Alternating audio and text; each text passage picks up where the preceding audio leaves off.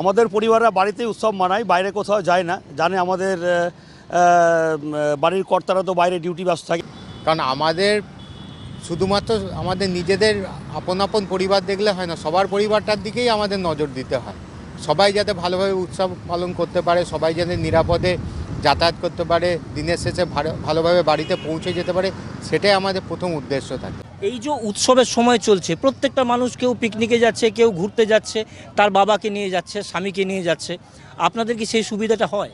একদম নয়। আমার স্বামী তো জনগণের জন্য ডিউটি করছে, কি করে আমাদের সময় দেবে? আমরা আসি আমার হাজব্যান্ডের কাছে। বৌদি বলি অথবা ম্যাডাম বলি, প্রথম কিন্তু খুব ক্ষুণ্ণ হতেন, এখনও একটু হলেও ক্ষুণ্ণ হন না? ব্যাপারটা হচ্ছে প্রথম অ্যাকাস্টমস করতে পারেননি, মান অভিমান তো চলতোই। তবে এখন কি হয়েছে, এখন গা সওয়া হয়ে গেছে, বুঝে গেছে। নমস্কার, আমি টিনাজন, TSLM নিউজে আপনাদের স্বাগত। আমরা মাঝে মধ্যেই চেষ্টা করি একটু অন্য রকমের খবর দেখানোর, এবং যেটা মানুষের হৃদয়ে আঘাত করে, মানুষকে বুঝতে সুবিধে করে।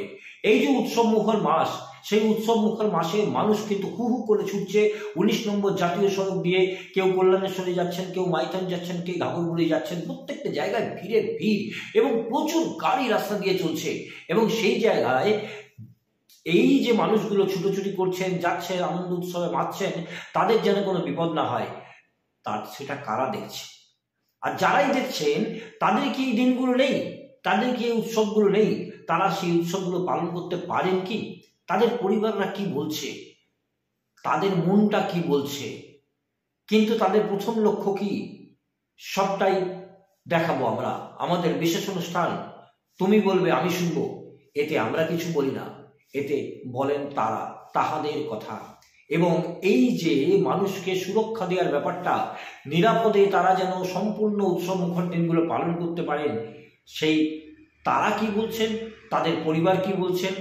কেউ হয়তো বলছেন যে বাবা জানে ছেলে ডিউটিতে গেছে, কেউ বলছেন ছেলে জানে বাবা মানুষের সেবায় আছেন, কেউ বলছেন কষ্ট হয়, ফ্রেন্ড সার্কেলের সঙ্গে না থাকতে পারলে কষ্ট হয়, কিন্তু মানুষের জীবনটা তো আগে।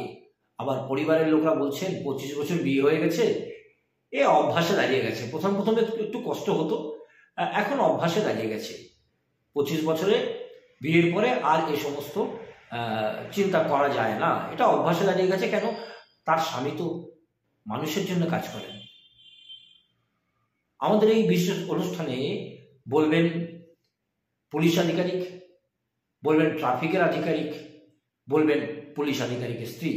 দেখুন তাদের মনে কি হচ্ছে এই উৎসবের দিনগুলোতে, কি তারা চায়, কি তারা করেন, এবং তারা উৎসব কবে পালন করেন। আমার স্বামী police officer, Asansol south PS এর চার্জে রয়েছে। এই যে উৎসবের সময় চলছে, প্রত্যেকটা মানুষ কেউ পিকনিকে যাচ্ছে, কেউ ঘুরতে যাচ্ছে, তার বাবাকে নিয়ে যাচ্ছে, স্বামীকে নিয়ে যাচ্ছে। আপনাদের কি সেই সুবিধাটা হয়? একদম নয়। আমার স্বামী তো জনগণের জন্য ডিউটি করছে, কি করে আমাদের সময় দেবে? আমরা আসি আমার হাজব্যান্ডের কাছে, যেটুকানি সময় পাওয়া যায় সেটুকানি আমরা কুড়িয়ে নিচ্ছি। ঠিক কীরকম অনুভূতি হয়? ধরুন আপনার পাশের বাড়ি বা আপনার যে বান্ধবী আছে, যারা একসাথে পড়তেন, তাদের স্বামী, তাদের পরিবার একসাথে ঘোরাফেরা করে, আপনার ক্ষেত্রে উৎসবের দিনগুলো ঠিক কীরকম অনুভব? এখন দীর্ঘ 25 বছর বিবাহিত জীবনের পরে অনুভূতিগুলো ভোতা হয়ে গেছে। প্রথম খুবই কষ্ট হতো, কিন্তু এখন দেখি তো জনগণকেও তো দেখতে হবে, আমাদের না দেখলেও হবে। আমার ছেলে আমার সাথে থাকে, এটাই আমার কাছে যথেষ্ট। ছেলে পাশে রয়েছে, তো এখন আর ওই অনুভূতিগুলো আর মানে সেইভাবে ভুগি না।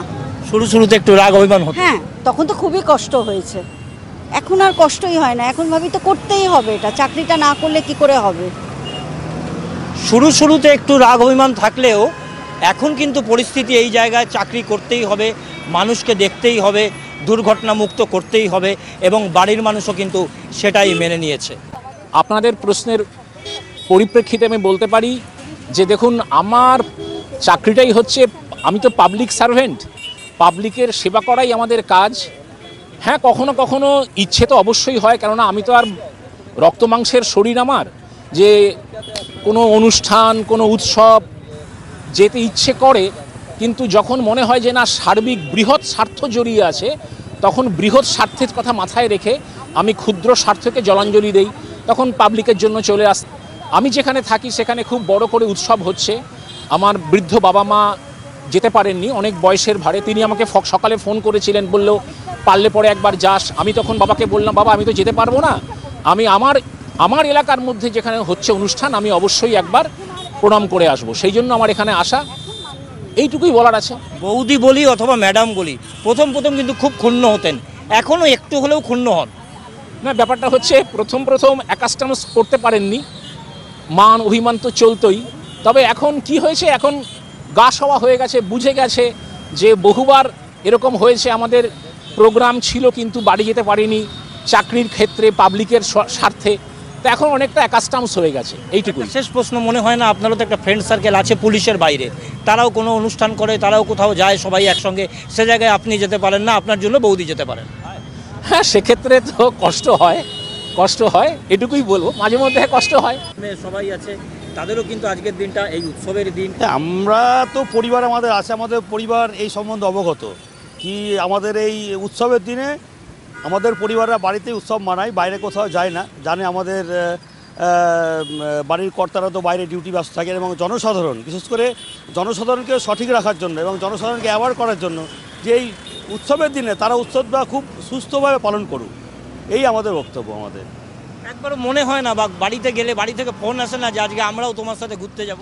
না, বাড়ি থেকে ফোন আসে, আমাদের উইশ হয়, আমাদের ফোনই এখন বলতে পারেন একরকম সঙ্গী, আমাদের উইশ করা হয়, এবং আমাদের পরিবাররা জিজ্ঞেসও করে কি রাস্তা ঠিকঠাক আছে তো, এবং সবাই উদযাপন করতে পারছে তো। যেহেতু পুলিশের ফ্যামিলি, তো পুলিশ সম্বন্ধে আন্তরিকতা অবশ্যই লেগে আছে আমাদের। একদমই তাই, মানে আপনার সাথে আপনার বাড়ির লোকও কিন্তু সাধারণ মানুষের বিষয়টা নিয়ে চিন্তিত, এবং আপনার ডিউটি একদম অবশ্যই, প্রতিনিয়ত। বলছি, আজকে তো উৎসবের দিন, সাধারণ মানুষ বিভিন্ন পিকনিকে যাচ্ছে, ঘুরতে যাচ্ছে, আপনাদের পরিবার নিয়ে কী ভাবেন আপনারা? আমাদের যারা পরিবারের সদস্য, আমার স্ত্রী বা আমার ছেলে মেয়ে যারা আছেন, বাবা মা যারা থাকেন, আমাদের সবাই কিন্তু আমাদের এই কাজে উৎসাহিত করেন যে যাতে ভালোভাবে আমরা কাজটা করতে পারি।